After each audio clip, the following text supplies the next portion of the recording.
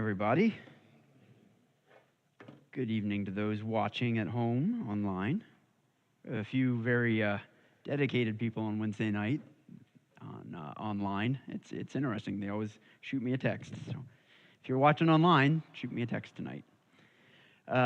Continuing in the book of Proverbs, first 5 weeks in Proverbs, we took a look at the first 9 chapters, which was just basically encouragement to go get wisdom. It was Solomon talking to his sons, either metaphorically or just kind of literally.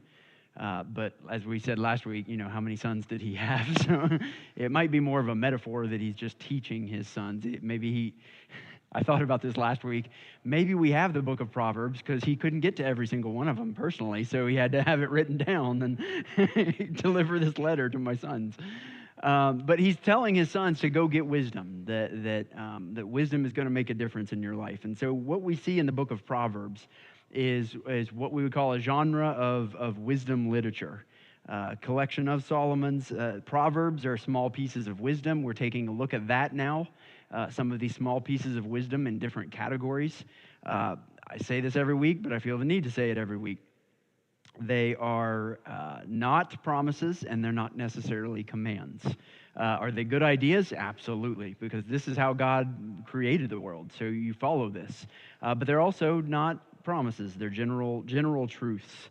And so wisdom is not automatic. It's something we must seek, but there is great value in it. And so we're going to struggle for it, but we're going to say, you know what? It's worth me asking in every situation in life, what is the wise thing to do here? And even to look back on decisions I made. Did I make the wise decision here? If not, how could I have done better? How could I have thought about this differently? And so we looked at the opening chapters, and now we've switched to these topics, looking at chapters 10 through 31 mainly. Sometimes we get back into those first few chapters, trying to take a look at just different topics. We looked at words and our speech. We looked at our personal relationships with our friends and family last week. And tonight we're going to take a look at a couple of character issues that are mentioned so often that we just need to tackle them. Can anybody, I thought this would be a fun challenge. It's okay if you can't do this, because we don't really teach it this way here. But see if collectively you can name what's commonly called the 7 deadly sins. This is a Catholic teaching, but a lot of us have at least heard the concept. So everybody's going to look to Joe Malargio, and so you should know them well, right? So you can't answer all of them. But see if as a crowd you can get all 7. Pride. Whoa, hold on. Greed, sloth. Wrath is typically what it's called. Anger. You got it? Nope. Gluttony. Lust. There's one left. This is the one I couldn't get too. I got 6 myself, and I'm like, what is the other one? I'm so jealous if you can get it. Envy. That's exactly right. Judy picked up on my clues. Yeah.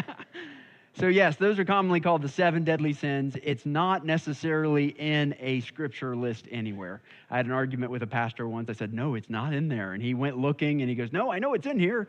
I'm like, you're not going to find it. The closest thing you'll find is something we already read in Proverbs chapter 6. 6:16 says, there are 6 things that the Lord hates, 7 that are an abomination to him. Haughty eyes, a lying tongue, and hands that shed innocent blood. A heart that devises wicked plans, feet that make haste to run to evil. A false witness who breathes out lies, and one who sows discord among brothers. And so you've got a list of 7 different negative qualities, character qualities there, but they don't line up perfectly with the 7 deadly sins. And as I looked at this list, because a lot of these are mentioned throughout Proverbs. Whether you're looking at 7 deadly sin list or this list, we've covered most of them. We hit this idea of lust as we talked about the lure of the adulterous woman when Solomon's talking to his sons, and he knows about that, right? We talked about lying when we talked about speech. We talked about, sowing discord among brothers last week. So the ones that I didn't think we hit very well from this list or from the 7 deadly sin list is this idea of anger and pride, or wrath and pride. It's that Proverbs mentions them both so much, it's hard if we're going to go topically through all of these chapters to ignore them. And so I thought tonight was the night. So we're going to talk about anger, and then we're going to talk about pride. Both of them are presented negatively as things we should try to avoid or at least manage. So let's talk about anger first. Is anybody mad about that, or can I go? Is that okay? Sorry, I'm going to make a bunch of bad jokes tonight. I'm just in a bad joke mood. Anger, first of all, when we start to see what anger can do inside of us, anger can make us foolish, according to Proverbs. Here's several. A fool's anger is known at once, but a prudent man conceals dishonor. So in other words, it's just somebody flying off the handle, right? He's really talking about what we could call a temper. All of us, well, we'll get to this in a minute, but all of us are going to struggle with anger. Obviously, it's a human emotion. And so really what Proverbs is talking about is what you end up doing with that. So this temper. In fact, the 14:17 says something very similar. A quick-tempered man acts foolishly, and a man of evil devices is hated. 19:19, a man of great anger will bear the penalty. For if you rescue him, you will only have to do it again. I thought that one was interesting. There's a little deeper meaning for us in dealing with an angry person there. That if you keep giving them license to get angry, then what is Proverbs saying? They're going to keep getting angry at you. At some point, you have to draw the line and you say, hey, look, I understand this is a difficult situation for you, but I'm not going to put up with this anger. And you draw that line. I think that's what Proverbs is saying. A man of great anger is going to bear the penalty, but if you rescue him, if you keep giving him a license, you'll only have to do it again. 29:22, an angry man stirs up strife, and a hot-tempered man abounds in transgression. And so what we see here in each of these examples is a public demonstration of this anger ends up making us look very unwise. And we're trying to be wise, right? And so in most situations, and you can think about that too, and like I said, we'll talk about more of the seeds of anger here in a second, but have you ever noticed, I've noticed this, when I'm angry, I feel wise in my anger. It makes sense to me. I'm justified, I should be, but then other people treat me as if I'm making a big deal out of nothing. And so I think sometimes our anger in our own minds, in our own hearts, seems right and it seems wise, but other people are going, well, simmer down now. You know, it makes us look foolish sometimes. So anger can make us look foolish. Second thing that we see throughout Proverbs is that anger can be contagious. We hinted at this a little bit when we talked about friends last week, and friends we should have and friends we shouldn't have. Well, here's another one to add to the list. Do not associate with a man given to anger, or go with a hot-tempered man, or you will learn his ways and find a snare for yourself. As we talked about friendship last week, we talked about that negativity, right? Of always going around with a negative person makes you what? Starts to get you leaning negative. It's hard to remain positive around an always negative person. And so same with anger here, this idea of always being angry. And so anger can make us look foolish. Anger can be contagious. So let's talk about it just a little bit here. Where does anger come from? Fear. That's interesting. Okay, yeah, a lot of times. Feel like we've been wronged. Injustice. I would argue the seed of anger is that God has given us a sense of right and wrong. And so therefore we do have this sense of justice. God wants us to use that where? To be an advocate for other people, right? But where does our sinful nature turn it? Towards ourselves. I've been wronged. You know, I shouldn't have to wait this long at McDonald's. You know, how dare they? The world's falling apart. You know, we get angry at the littlest provocation because we've turned the idea of justice inward towards ourselves and we fly off the handle. So why is it so contagious? Why is anger contagious?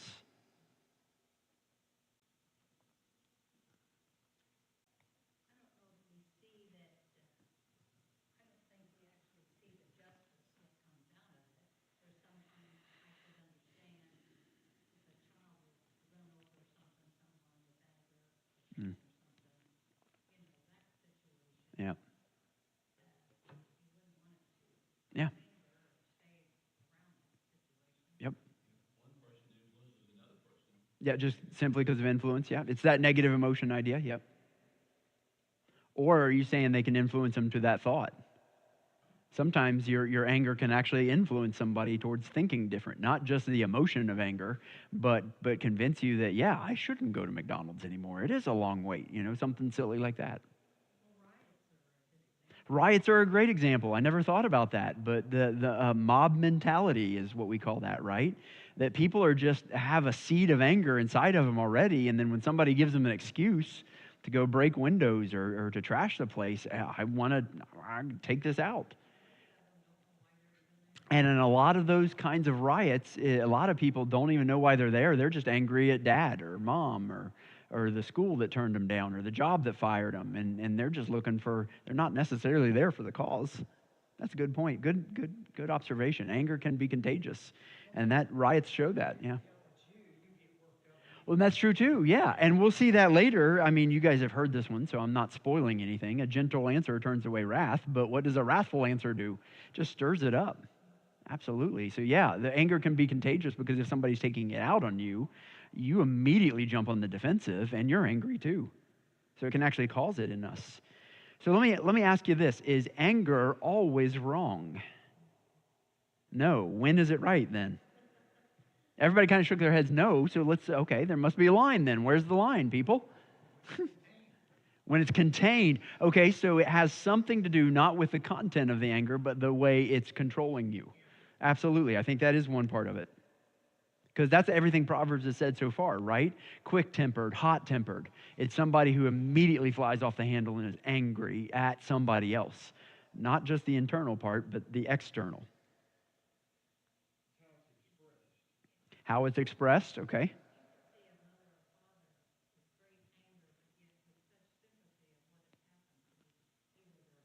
Mm.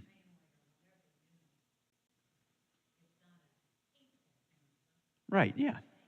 I do think there is such a thing, and we see it throughout Scripture, as what we would call a righteous anger. I mean, can you think of any time that Jesus might have gotten a little angry and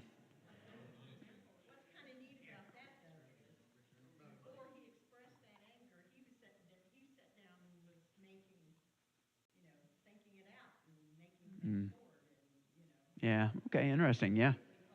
He didn't fly off the handle. He would just there needed to be a display. But that's really there's not too many cases. That is the one case we always point to. But that's yeah. So anger is not always wrong, and if we look at Proverbs, it's not really the anger that's being pointed out, it's what we do with it. That's what we end up seeing throughout the rest of Proverbs. So there are wrong ways to handle your anger. Let's look at a couple of them that we see. Gossip. When you're feeling that hatred, when you're feeling that anger, one of the ways you can vent that anger, and you might not have ever even noticed this as anger before, but it is. When you're wanting to talk bad about somebody else, a lot of times the seed of that is anger. That you feel an injustice from that person, so you want to let other people know that they've had an injustice against you so that they will know. He who conceals hatred has lying lips, and he who spreads slander is a fool. So spreading our slander, getting angry, and then spreading that, can you believe what Josh did? I'm so mad at him.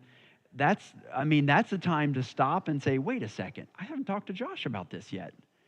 Here I am slandering somebody in my anger just to vent. We got to find a healthier way to do it than gossip and slander and malice.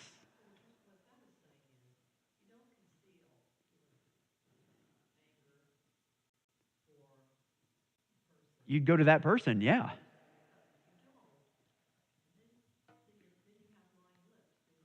Yeah, right. I think it's this is scenario that, oh, Val, no problems. We're good, man. We're good. Hey, Mark, can you believe what Val did to me? That's this proverb, right? And so I've concealed my anger with Val by saying, oh, we're fine, man. I'm lying. And instead, I'm going and I'm spreading slander. And I'm talking about Val behind his back without ever talking to Val. So I've lied and then I've slandered. Donna.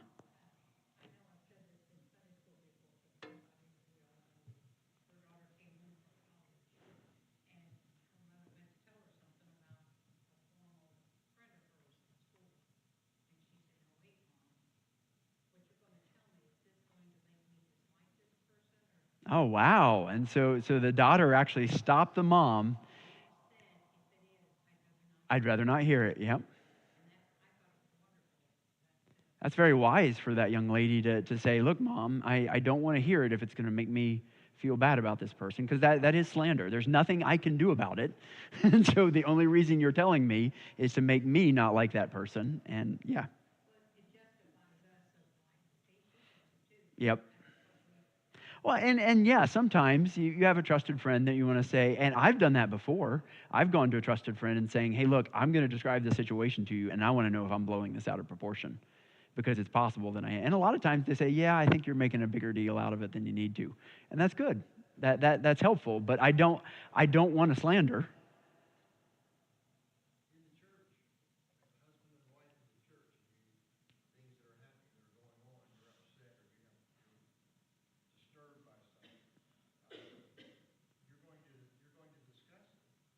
Mhm. Right, yeah. And I think that is the question. We just have to be super honest with ourselves. Is this productive discussion that is necessary for my well-being and the other individuals' well-being, or is this slander? And I'm just trying to feel better. And once we get honest with ourselves, we can determine that in our heart, and we can say, you know what? I need to stop this. This is not healthy. This is not for my benefit. This is just my anger. So gossip, number one way to handle anger a wrong way. Next is escalation. I like this proverb, and I'm not even a farmer. For the churning of milk produces butter. I like butter. Butter is good, yes. And pressing the nose brings forth blood. So the churning of anger produces strife. I think this is an interesting one because both activities that are mentioned here are the application of pressure and repetition, right? That's what churning is, pressure and repetition. The nose is just pressure, slamming up against it and continuing to press until the blood comes forth. And so, in other words, I think what this proverb is trying to tell us is that a good way to get rid of anger is not by getting angrier. Like, well, if I just get really mad and just press and press and press and churn and churn and churn, then it's finally going to get resolved. How often does that happen? Very rarely, right? That more and more anger actually helps things.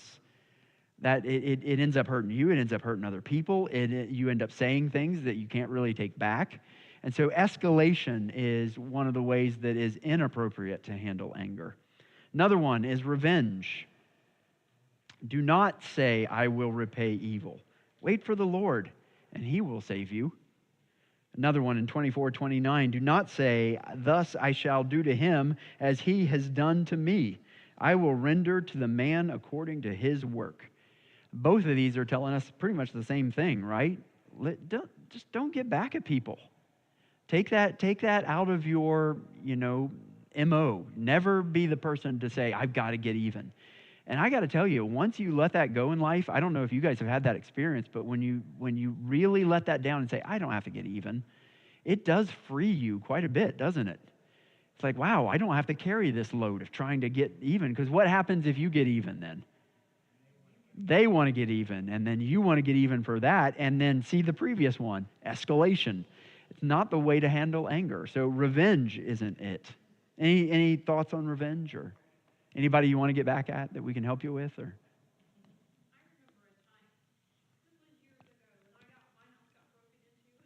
okay, well yeah. I would get mad too, yes.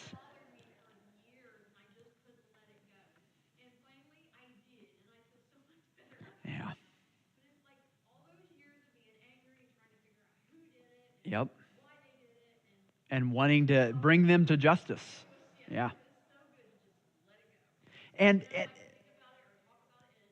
it doesn't bother you. Good. And it is good to seek justice, right? We're supposed to seek justice. But when we're consumed by it, then by just that revenge, I want to get them back. It does, yes, yes. When we hold on something, especially like a lack of forgiveness, and that is extended anger, then yes, we're the one who ends up, shackled.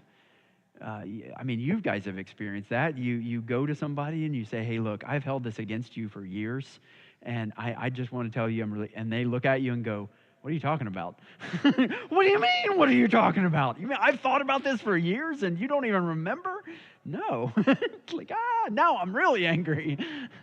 So yeah, forgiveness or lack of forgiveness often is hurting us, keeping us shackled and imprisoned. It's so bad for our health. Yes. Plenty of studies have shown that.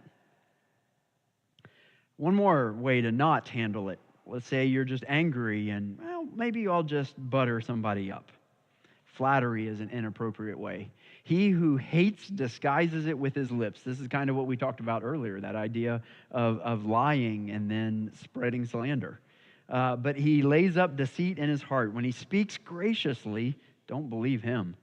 For there are 7 abominations in his heart. Though his hatred covers itself with guile, his wickedness will be revealed before the assembly. He who digs a pit will be the one to fall in it. And he who rolls a stone, it's going to come back on him. A lying tongue hates those it crushes, and a flattering mouth works ruin. So that's interesting, isn't it? I mean, so speaking hatred is obviously not a way to handle it. Gossip's not a way to handle it. But here's one that I think our world loves to do, is just flatter the other person and do it almost mockingly. According to Proverbs, that's not a good way to handle it either. You don't have to answer this one publicly, but which of these ways to handle anger do you think you've attempted? Have you ever tried the gossip path? How about escalation? Ever held on to something and wanted to get revenge? How about flattery? Personally, I'll answer publicly. I think I've tried them all. They're all unfit solutions to our anger. They don't satisfy. They don't help the situation. They don't help that person. They don't help me. They're bad for my health. All of these fall short. When you get angry or sense that others are angry, which one do you most often go to? You can think about that for a second. Again, you don't have to answer. If there is one there that you struggle with, I encourage you to just pray about it tonight, because that's the point of Proverbs, right? Is a heart change. Is saying, God, you know what? I do talk about people a lot when I'm mad at them. I got to stop this gossip. Or, you know what? I'm always blowing smoke, telling people how great they are, and I don't really think that. God, why do I say that? And really start to work through, like we talked about with our words. Proverbs, though, doesn't leave us hanging. There are right ways to handle anger, and it's always by diffusing it.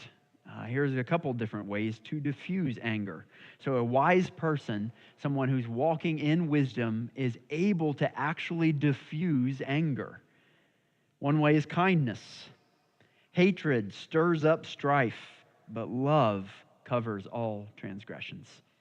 I mean, how many times have you seen that scene in the courtroom where the mother who lost her son to a drunk driver stands up and says, I forgive you? And everybody's just like, what? And that just, it does something to your heart. It's so funny. You think, boy, there's a rightness about that guy getting what's coming to him.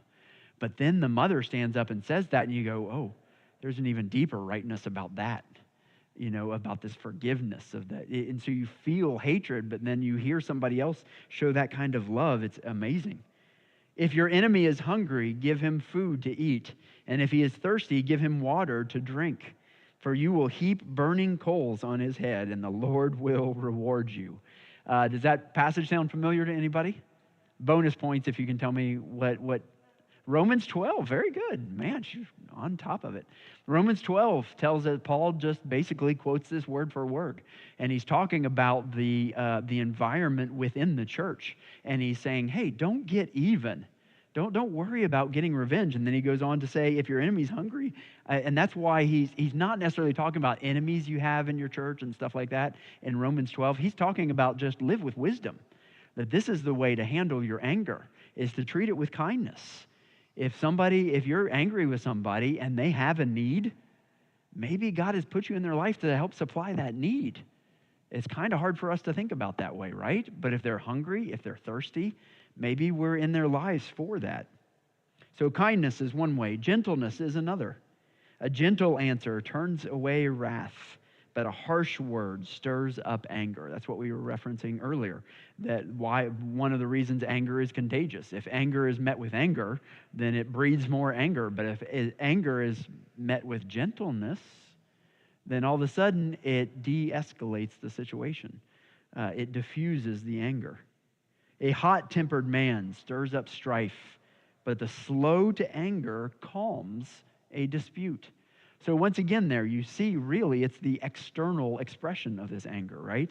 So kindness is a way to diffuse anger. Gentleness is a way to diffuse anger.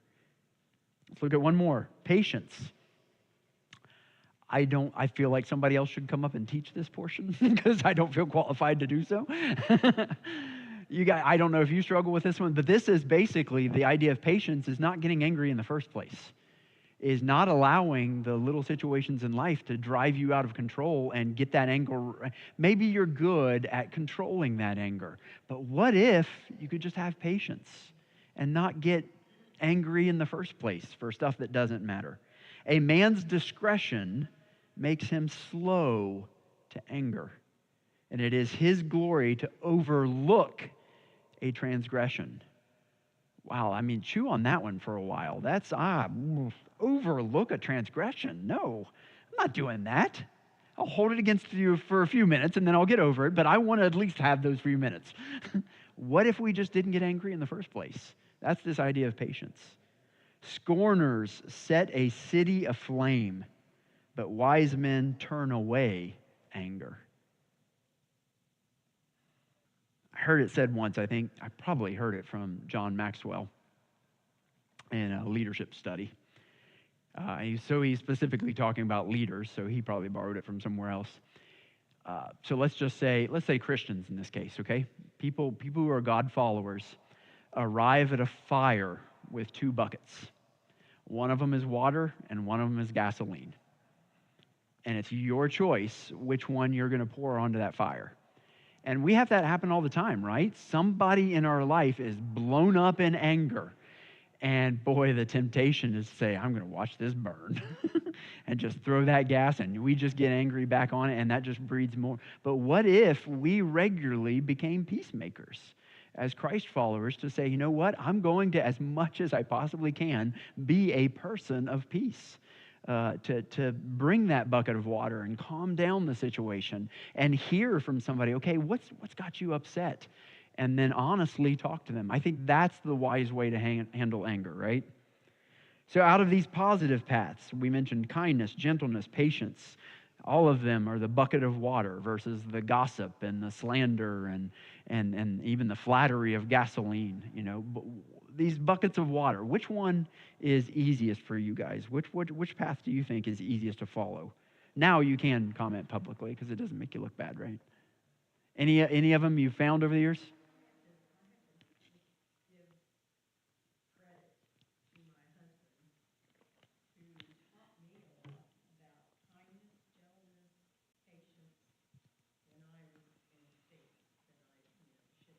Mm.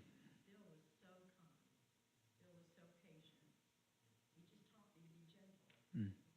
Cool. Yeah, Dan.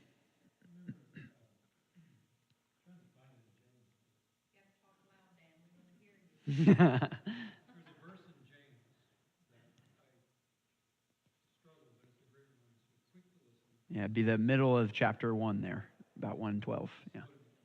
Yep.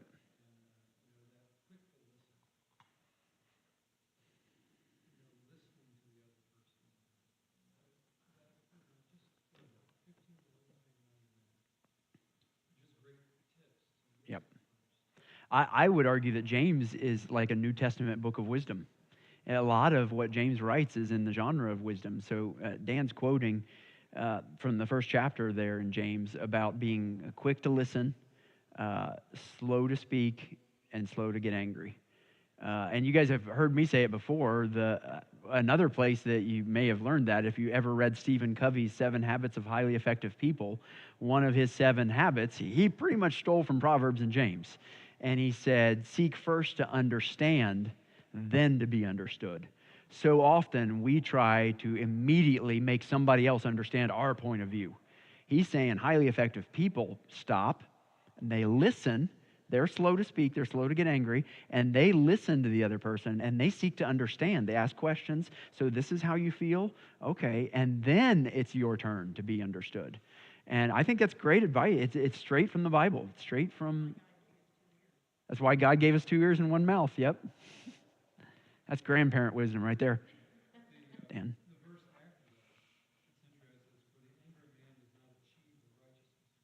Nope.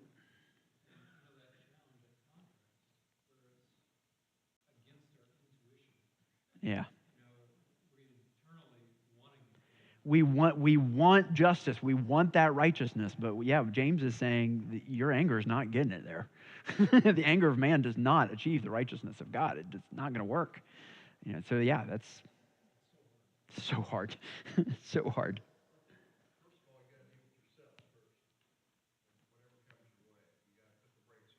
Mhm.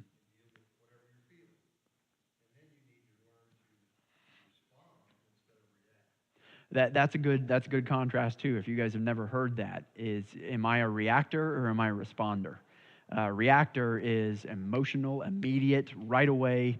Responder says, you know what? I'm going to consider some things here. Response takes control of the emotions instead of the emotions controlling you, like a reaction does. Good, all good points. Well, let's work on one now that we've talked about anger. Let's work on one that nobody struggles with, pride. Let's define pride, this idea. First of all, English has so many synonyms for pride. I'm not even going to hit them all. I'm just a quick list, okay?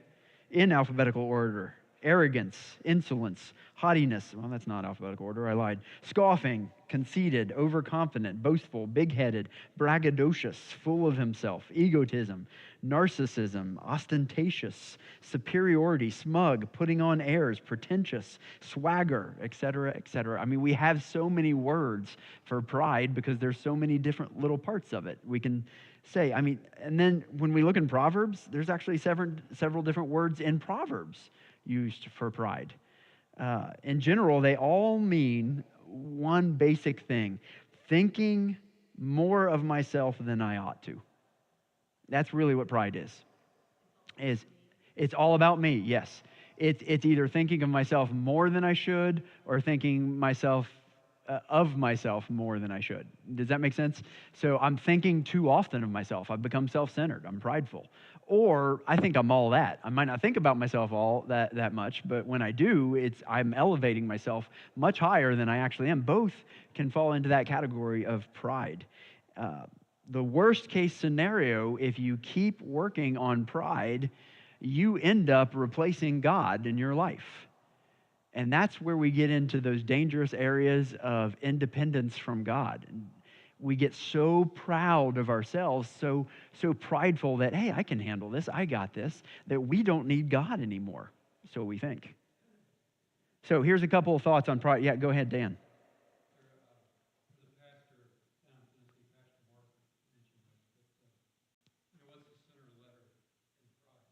Yeah, I. In sin, I. Yeah, that's good.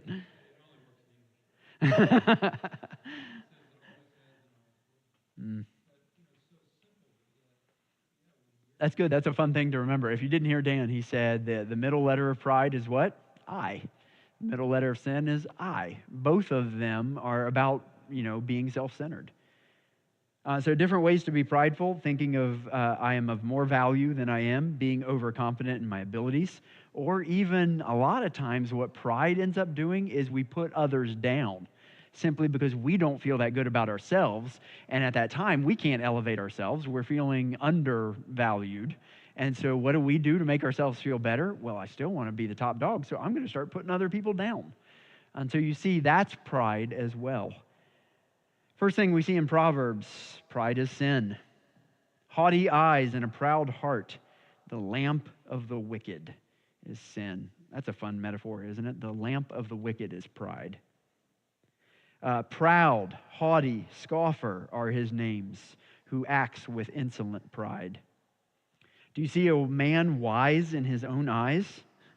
There's more hope for a fool than for him. That is interesting. If we ever get to the point where we're wise in our own eyes, you went the wrong direction. That's not wisdom. That's pride. The effects of pride, not good. Though he scoffs at the scoffers, yet he gives grace to the afflicted. This was back in the opening chapters. It's a reference to how God treats those who are basically humble, right? He gives grace to the afflicted, but he scoffs at those who scoff. This verse is actually quoted twice in the New Testament. James 4:6 and 1 Peter 5:5 quote this same idea. Here's another effect of pride that God is going to come after. The Lord will tear down the house of the proud, but he will establish the boundary of the widow. It's beautiful that God is going to take care of those who are willing to admit they can't take care of themselves. But those who are proud and think they're wise in their own eyes, think they got everything under control, they're going to be taken down a notch. When pride comes, then comes dishonor. But with the humble is wisdom. See, all these contrasts are the same, right? And then here, you've probably heard this one before. Pride goes before destruction, and a haughty spirit before stumbling. It's better to be humble in spirit with the lowly than to divide the spoil with the proud. Boy,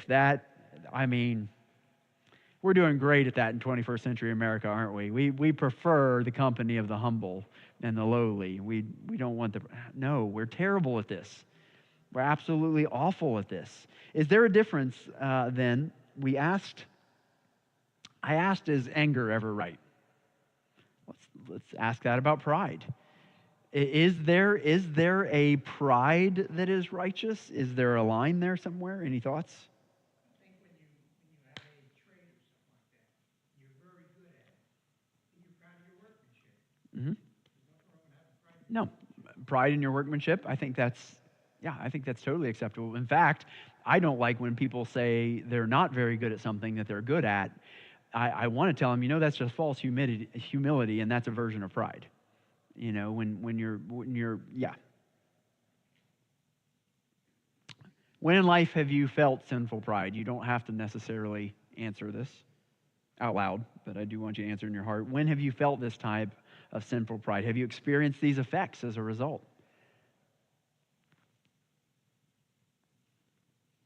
Let's close on the antidote to pride here, then we see throughout Proverbs.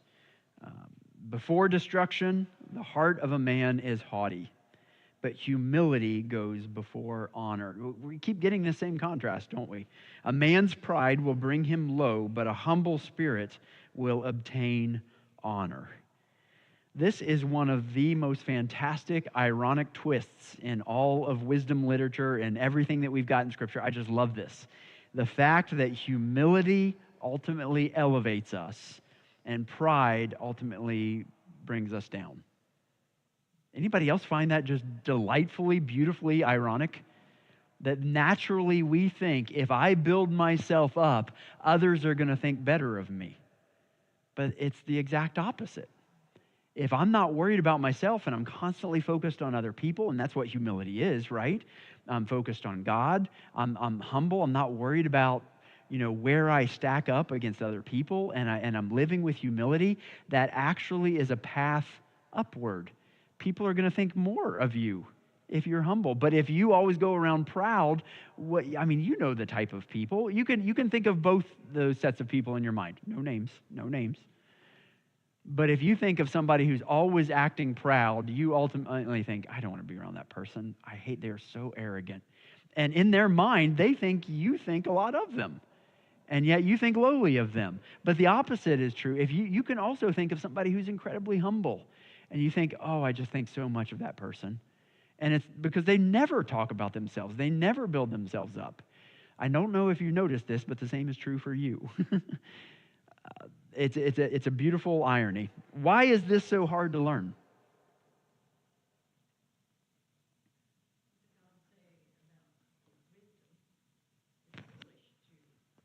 Right, it doesn't make sense, yeah. Biblical wisdom, the wisdom of God, is foolishness to the world. And when we're worldly, we think, the way for me to build my reputation is to go around and tell people how great I am.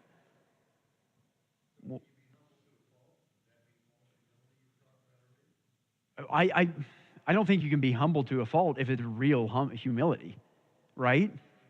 If it's real humility, that just means I'm not focused on myself at all.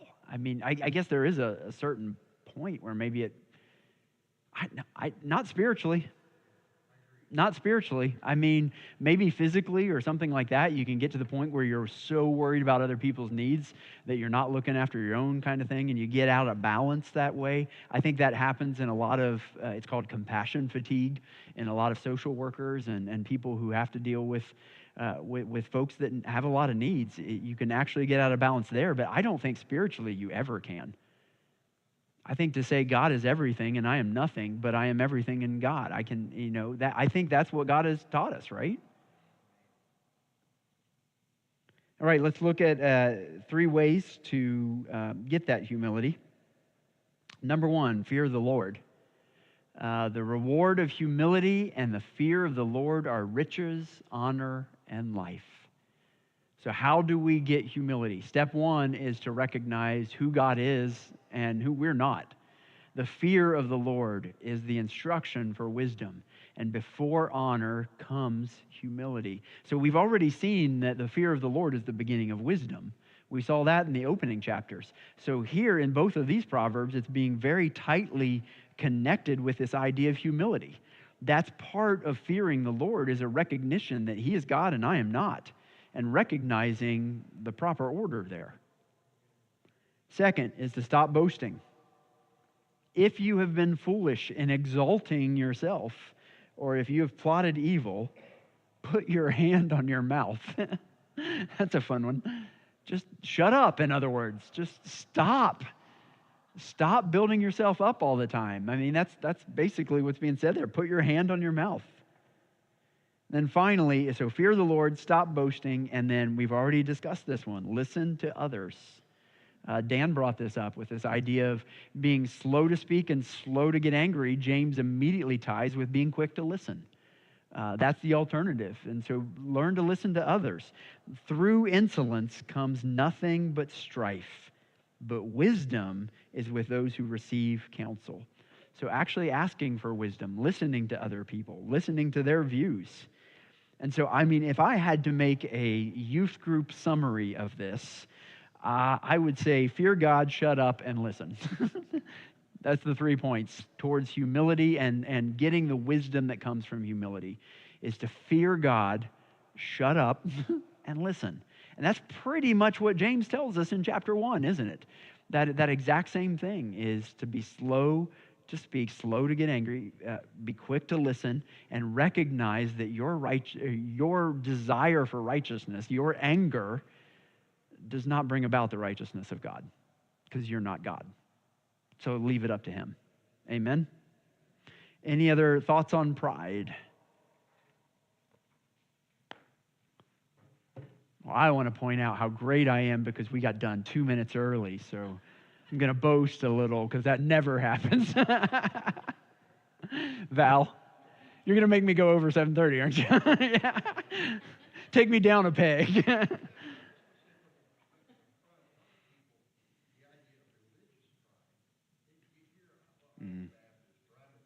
Yep, yep, yep. That's a very good example. I mean, this absolutely, pride extends to religious pride. Having pride in our denomination or something like, how ridiculous. Having pride even in our church. Now, if we're doing stuff to help the poor, it goes back to the craftsmanship thing. I'm proud of what our church does. I'm proud of how our church gives. I really am. But I'm not saying we're better than every other church. And I think that's what you're saying. We can be proud of what we're doing up to a line, but we recognize it's because God is working in us. And that's when we've crossed a line of pride, for sure. Donna.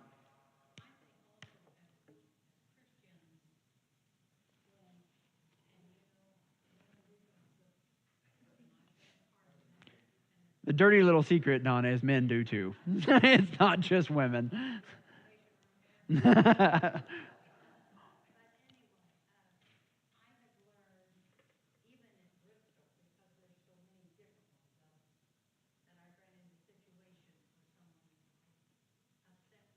Mm.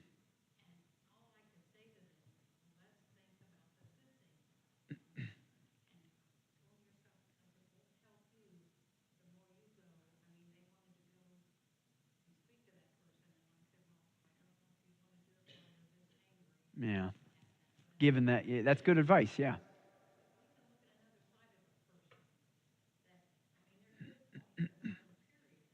Yeah.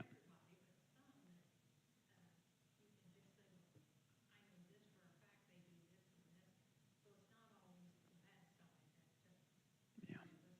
Yeah. You can help a friend reframe a situation or when they're angry. Yeah.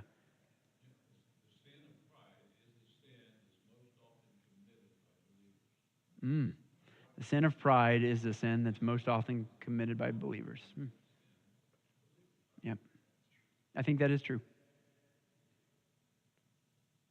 Good discussion, guys. Good points. Next week, I'm going to be teaching over at Super Summer as a camp at Cedarville. We're taking 13 of our kids, so I'd appreciate some prayers. We're really excited. We'll have about 500 people there total.